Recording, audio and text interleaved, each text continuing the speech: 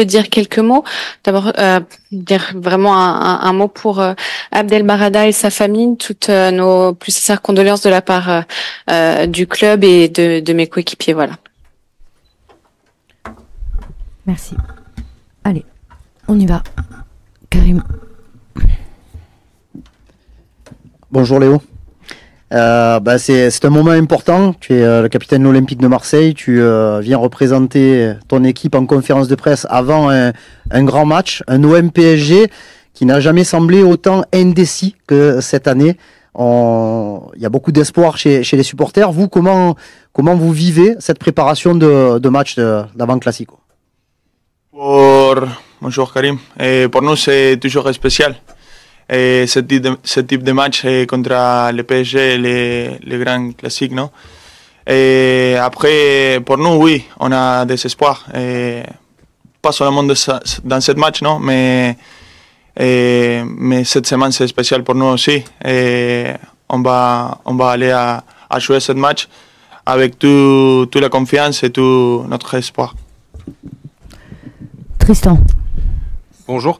Depuis votre arrivée à Marseille, vous avez connu quand même beaucoup d'entraîneurs. Oui. Est-ce que vous pouvez nous dire ce qui différencie Roberto De Zerbi de vos précédents coachs et surtout qu'est-ce que vous retenez de vos premiers mois de collaboration ensemble? Et je peux te parler de Roberto. Et pour moi, Roberto c'est un top coach. Et depuis qu'il est arrivé, et les mots qu'il a utilisés les premiers jours, et les messages qu'il a passés, et les premiers jours aussi, c'était une chose différente, un peu spéciale. Je pense que pour moi et je pense que aussi pour toute l'équipe. Mais après, il nous apporte beaucoup de choses. Et je suis un enfant tous les matins quand je suis devant les vidéos. Et les choses qu'il parle, les choses qu'il propose. Et j'aime bien de l'avoir comme le coach. Jean-Claude. Bonjour Léo, j'ai une question sur Mason Greenwood. Oui. On voit que c'est un leader technique sur le terrain, mais est-ce que tu peux nous expliquer comment il se comporte dans le vestiaire et dans la vie de groupe, comment il est au quotidien avec vous? Oui, Mason c'est un garçon exceptionnel avec nous. Il est très gentil. Et dans le groupe, il fait des blagues, il se développe très très bien avec le groupe. Et ouais, après sur le terrain, tu as déjà parlé, c'est un joueur magnifique. Camille. Bonjour Léo. Est-ce que tu peux nous expliquer quel va être le point le plus important sur ce match face au PSG selon toi? Merci. Et sur ce match, je pense qu'il faut faire attention à toute l'équipe, bien sûr, mais les attaquants, ils sont des joueurs très efficaces.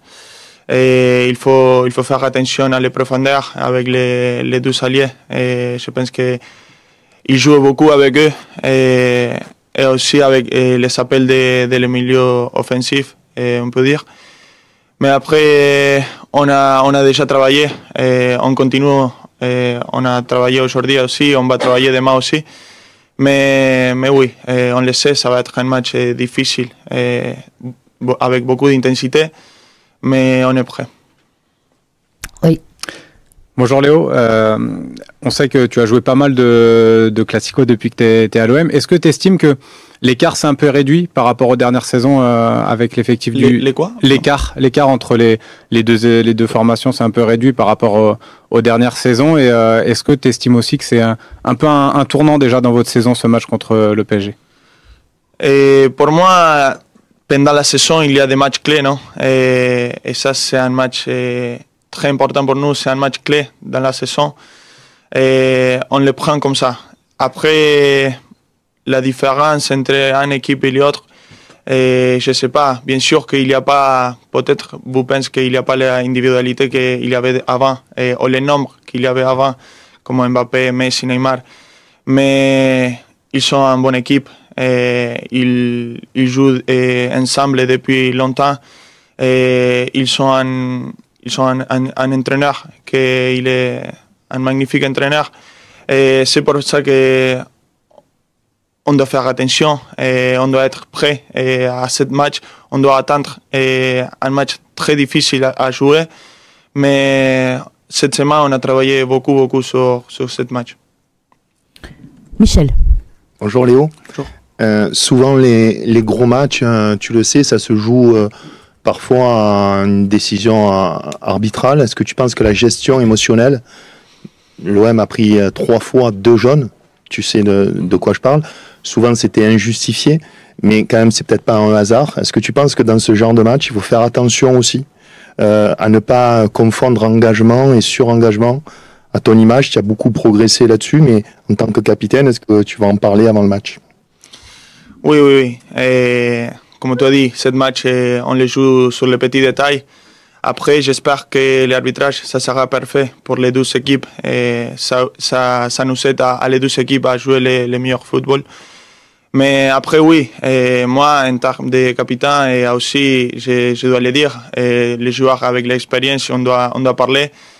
Et il faut faire attention avec les cartons jaunes parce que je ne sais pas si vous l'avez dit, condition pour tous les matchs. Et moi, j'ai une petite expérience. Et les derniers temps, j'avais trop envie de jouer contre Lyon et je pense que le premier jaune, c'était un peu pour ça. La deuxième, on a déjà parlé, c'était un peu... je ne sais pas comment le dire. C'était pas clair, oui. C'était pas clair du tout, mais oui. Moi et tous les joueurs avec l'expérience, on doit montrer et donner l'exemple à les gens. Olivier. Bonjour Leonardo, vous apprêtez à affronter une équipe qui pourrait jouer sans numéro 9. C'est peut-être la première fois de la saison. Qu'est-ce que ça change tactiquement pour vous, défenseur central par exemple? Et pour nous, ça change aussi d'être plus agressif quand ils descendent, quand ils décrochent un peu. Et aussi, il faut faire attention parce que parfois, ils décrochent et les deux milieux offensifs, ils font les appels à notre dos. Donc, parfois, pour nous, les défenseurs, c'est mieux si tu as un numéro 9, mais ça change tous les matchs, ça peut changer. Et aussi, quand tu n'as pas le numéro 9, tu peux aider aussi à les latérales. Donc, ça peut nous aider aussi à défendre les deux côtés. Non? Bruno. Bonjour Léo, je voulais juste savoir un petit peu, la fois où vous les avez battus il y a 2 ans en Coupe de France, on a senti un OM qui avait mis énormément d'intensité, voilà, d'agressivité. Est-ce que c'est aussi l'une des clés de ce match, voilà, au-delà de l'aspect technique, tactique, véritablement? Oui, et je pense que l'intensité c'est trop important, mais pas dans ce match seulement, c'est dans tous les matchs. Et je pense que si vous avez vu les derniers matchs qu'on avait joué, et la pression qu'on a mis, ou les attaquants, nous attaquants, ils ont mis sur les défenseurs, c'était trop important. Donc, je pense que ça va être un match trop différent parce qu'on ne joue pas comme ça, comme on avait joué avec Tudor. Mais l'intensité avec cette maillot, c'est tous les matchs. Flo. Léo, bonjour. Une petite question, si tu le veux bien, sur Adrien Rabiot. On a l'impression qu'il est heureux d'être là, radieux et qu'il s'est bien adapté. Voilà. Quel joueur tu as découvert, quel coéquipier aussi tu as découvert et comment s'est-il adapté à vitesse grand V, quoi? Oui, Rabiot, c'est un joueur exceptionnel. Et avec les ballons, tu peux voir la technique. Mais aussi, dans les vestiaires, c'est comme un leader. Il a passé beaucoup de choses pendant sa carrière. Et la manière qu'il fait les messages, il donne les messages dans les vestiaires avant de rentrer. Après, tu peux le voir qu'il est un joueur incroyable. Et après, il est trop important pour nous. Nico. Oui. Léo, quel regard tout simplement tu portes individuellement sur ton début de saison? Tu fais partie désormais des cadres, tu es le plus expérimenté de l'effectif, tu es aussi capitaine, et est-ce que quelque part c'est une charge aussi ce brassard? Non, j'ai vu un peu cette chose-là, et je pense que jouer ici, dans ce club, c'est une pression. Et porter les brassards, c'est une pression, mais c'est une pression jolie. J'aime bien d'avoir cette pression, tu sais. Et après, oui, mon début de saison, j'étais un peu blessé, et j'étais pas 100% le premier match. Mais maintenant, je me sens très bien. Je pense que le dernier match, c'était un des meilleurs de tous les débuts de saison. Et je vais continuer dans ce chemin, c'est sûr. Nassim. Léo, bonjour, en face de toi. T'en as un peu parlé tout à l'heure, mais est-ce que ce PSG fait moins peur? Il n'y a plus toutes ces individualités, Di Maria, Neymar, Cavani, Ibrahimovic, Mbappé, il n'y a plus ça. Alors est-ce que, avant de les affronter, on a moins peur, si vous aviez peur avant, mais est-ce que ce club-là fait moins peur qu'avant? Peur, c'est pas les mots, je pense. Et on n'avait pas peur contre les autres, mais pour moi, il faut les respecter tous les fois. Avant, on l'avait respecté parce qu'ils sont des grands attaquants, des grands joueurs et tout ça. Mais maintenant, comme j'avais dit avant, ils sont une grande équipe. Ils sont quasiment tous les années champions. Et ça te dit quelque chose, non? Mais après, il faut les respecter. On va les respecter. Mais après, on va mettre l'intensité. On va aller à 7 matchs pour gagner. Parce qu'on n'a pas un autre objectif, non? Xavier. Ouais, bonjour Léo, j'ai deux petites questions. La première par rapport à l'intensité, et je voulais savoir, c'est une saison qui est assez particulière parce que l'OM n'a que 3 matchs par mois, ce qui n'est pas beaucoup, il y a les trêves internationales. Comment tu sens le niveau physique de tes coéquipiers et est-ce que ce niveau physique il est homogène à tout le monde? Merci. Oui, je pense que physiquement on est bien. Et bien sûr qu'après quand tu joues chaque 3 jours, c'est plus facile d'avoir le rythme de jeu, non? Mais après, on a aussi un bel staff qui nous fait travailler beaucoup. Et après, on a la chance aussi de pouvoir récupérer, non? Pendant tous les matchs. Oui, chaque match. C'était un peu difficile ça. Mais non, mais physiquement, on est bien. Et je trouve que toute l'équipe il est bien. Après, tous les matchs, les derniers matchs, ils sont finis très très bien les joueurs. Après, il y a des blessures, mais ça arrive aussi. Oui, deuxième. Ouais, et la deuxième, sur le secteur défensif, parce que si on regarde, c'est le secteur qui a eu le plus de bouleversements entre les suspendus, les blessés, ceux qui n'étaient pas à 100%. Ouais. Et je crois qu'il y a eu 8 défenses différentes lors des 8 premiers matchs. Je voulais savoir, toi, en tant que capitaine et défenseur titulaire, qu'est-ce que ça t'inspire? Merci. Tu peux le répéter, s'il vous plaît? Ouais. Tu veux qu'elle traduise? Ouais, on peut traduire, s'il vous plaît. Vas-y, Alicia, si tu peux traduire. Sí, la pregunta es, en la parte defensiva del equipo, hubo muchísimos cambios entre jugadores amonestados, suspendidos que no pudieron jugar, lesionados. Entonces, desde el principio de la temporada hubo 8 defensas diferentes en los primeros 8 partidos. Entonces, como tú eres titular normalmente y capitán del equipo, ¿qué opinas de esto? Oui, il y avait beaucoup de changements aussi parce que le coach, peut-être, il a changé par rapport à les adversaires. Mais après, il faut s'habituer à ça. Il faut s'habituer. Et je pense que tous les joueurs, tous les défenseurs, ils sont prêts à jouer. Même les joueurs comme Vamos, Meite, il n'a pas trop de temps de jeu. Mais il faut s'habituer. Maintenant, je pense qu'au début de la saison, on a travaillé beaucoup offensivement avec la possession de le ballon. Mais dans ce moment, on est en train de travailler plus défensivement. Donc ça va nous aider aussi défensivement. Bruno. Je vais te reposer la question de la peur du PSG, Léo, mais inversée. C'est-à-dire qu'il y a encore quelques saisons, même les supporters disaient avant ce match combien on va en prendre. Là, on a l'impression que psychologiquement, dans le fait d'aborder ce match, ça a changé du côté de l'OM. Est-ce que toi, on a vécu des classicos, est-ce que vous êtes plus en confiance, plus sûr de vous? On a cette impression-là cette saison. Oui, nous, on est une équipe nouveau, mais avec la mentalité, avec les objectifs très clairs. C'est de faire revenir à l'OM le plus haut possible. Et après, les coachs, ils nous aident à avoir cette mentalité de n'importe quelle équipe on joue contre, on va les jouer d'égalité, tu sais. Et on va aller à le Parc des Príncipes et on va aller à gagner. Et on va aller à Nantes, on va aller gagner. On va jouer à la maison contre Paris, on va aller gagner. Et c'est ça la mentalité qu'on doit avoir, je pense, pour jouer dans ce club. Karim. Ouais, j'ai deux questions, s'il te plaît. La première, elle est sur l'assimilation de la méthode de Zerbi. On en parle beaucoup, on en a parlé déjà en préparation, après les premiers matchs.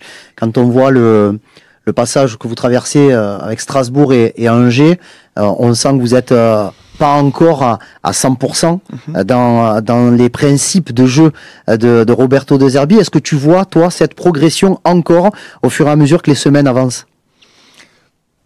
Je pense que je peux le dire en español, comme ça se me développe. Pienso que semana tras semana vamos entendiendo más. A veces es difícil transmitirlo al campo de juego, pero cada día vamos entendiendo más. Obviamente que lo de Roberto es simple, pero a la vez no es simple. Es difícil transmitirlo directamente al terreno. Hay que animarse a jugar un poco más, hay que entender todos los movimientos que tenemos y creo que estamos en eso, estamos en el progreso, pero también estamos consiguiendo resultados. Obviamente que hay momentos y hay partidos de que no hemos logrado los 3 puntos, pero creo que se ha visto que la intención de juego que queremos y obviamente que todavía no estamos al 100%, pero estamos en proceso a hacerlo.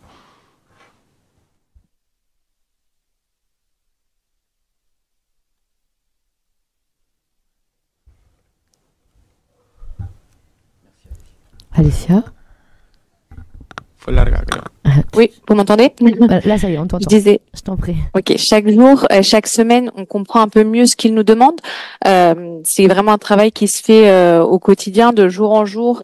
On réussit à mieux comprendre ce qu'il veut. Après, c'est parfois difficile de le retranscrire sur le terrain, parce que Roberto De Zerbi, on pense qu'il a une mentalité de jeu assez simple, mais en réalité, c'est pas si simple que ça. Donc voilà, parfois, on a un peu du mal à l'appliquer encore. Il faut vraiment bien comprendre le mouvement, tout ce qui demande comment on doit se déplacer. Mais après, je pense qu'on est en progrès.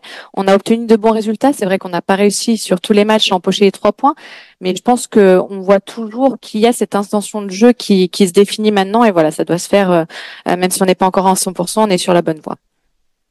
Et est-ce que tu peux nous dire un peu ce que cette première sélection avec l'Argentine, cette entrée contre le Venezuela, qu'est-ce que ça t'apporte? Est-ce que, bien entendu, tu te sens plus fort, plus confiant, avec un petit peu plus de respect aussi par rapport à ton pays? C'est important pour toi de jouer avec ces champions du monde?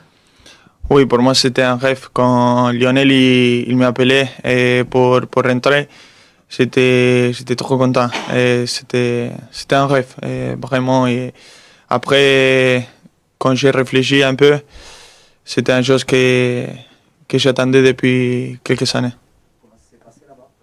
Non, pour moi, c'était les entraînements et tout ça. Non, c'était magnifique, oui. Et avec eux, c'était magnifique, la mentalité qu'ils ont. Et j'aimerais bien de les amener avec moi et de les donner ici un peu aussi.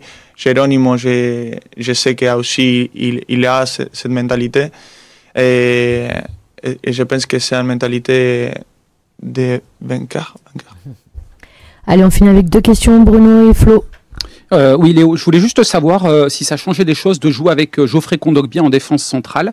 C'est un milieu de terrain qui recule. Dans la relance, dans tout ça, il y a des choses peut-être plus particulières qui lui sont demandées. Est-ce que ça change un truc pour toi ou pas, s'il te plaît? Parce qu'on imagine. Oui. C'est une bonne question. Oui, je pense qu'avec Geoffrey, je dois m'adapter un peu plus. Parce que quand je joue avec Lilian, avec Bamo, avec Derek, ils sont des défenseurs centrales. Donc, je comprends plus les mouvements. Mais avec Geoffrey, je dois m'adapter parce qu'il est en milieu de terrain. Il a l'habitude de sortir un peu plus, d'aller chercher à son joueur. Et je dois être attentif. Je dois faire attention à ça, non? Mais après, jouer avec Geoffrey, c'est trop simple aussi, parce qu'il comprend beaucoup. C'est un joueur trop intelligent. Il parle trop sur le terrain, donc je m'attends bien aussi avec lui. Allez, Flo, on termine avec toi. Et Léo, qu'est-ce qu'on peut craindre le plus du côté du PSG et surtout est-ce que la clé c'est pas de bloquer les côtés on sait que, alors je sais pas s'ils seront titulaires, mais Hakimi, Dembélé à droite, Nuno Mendes, Barcola à gauche, ce sont évidemment des côtés très dangereux. Est-ce que vous avez un plan pour contrer les côtés? Est-ce que c'est la clé selon toi? Oui. Et les choses que je peux te dire, il faut faire attention à tous les joueurs, parce que même Hakimi, il est efficace sur les buts. Mais bien sûr, on a parlé, on a travaillé, et aussi de rester sur un bloc. Et je pense que ça va être aussi les clés, comme ça ils ne jouent pas à l'intérieur, non, parce qu'ils sont des bons joueurs avec bons pieds. Et aussi d'être 100% attentif à les profondeurs, parce que les appels, je pense que les plus dangereux d'eux sont les deux alliés, et les appels, non. Et c'est ça un peu le plan. Après, il y a d'autres choses, mais ça reste entre nous. Merci beaucoup. Merci. Ciao, ciao.